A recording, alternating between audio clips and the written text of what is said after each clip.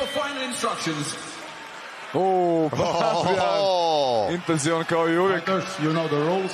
Listen to my command all the time. Htio sam reći još jednu stvar. Stop, you stop. Touch gloves if you want.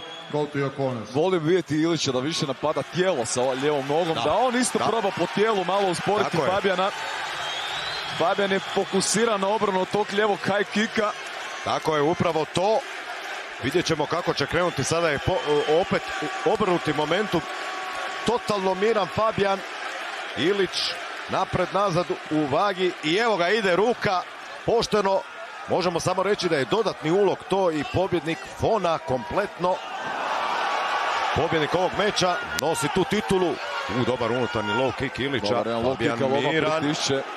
Fabijan odmah oštro pritišće. Dobar kick u tijelo sada Ilića. To je to. Početku meča Ilića. Broj pobjeda Ilića, nokautiranje Fabijan u samom startu meča. Strašno, evo padaju stolice tu u dvorani, evo ide tu i kod Soldića, ide kakav prekid, evo ga tamo Ilića sa Soldićem. Pobjedio je, dobio je, nokautirao je pri ulazu. Sad ćemo vidjeti još jednom kako je pao Slo Rocky. Slomio je stopalo na laktu, gledajte stopalo Ilićevo. Slomili smo tu i pola produkcije. Mislim da je sve ostalo. Evo, sva ekipa je direktno na ogradi truli. Šta smo gledali sada? Ludnica. Fabijan i dalje ne zna točno gdje je. Evo, došao je Zeld. Ušao je unutra, jednostavno je sjeo i došao je kraj, prekid kraj. Ilić je pobjedio revanšu, slomio nam je statistiku. I kako srećom što Ilić uspije da vidimo što još jednom. Da vidimo sada. Lijevi kroše. Sjajni lijevi kroše i onda ide ga. Pogledajte kako je ušao je unutra. Točno na bradu.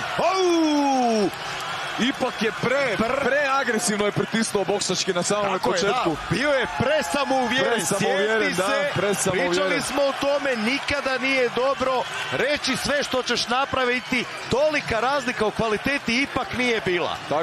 Nije bila. A gledajte Ilićevo stopalo, slomio je nedugo, tik prije nego što je nokautirao Fabijana, slomio je lijevo stopalo, lijevim middle kickom u lakat.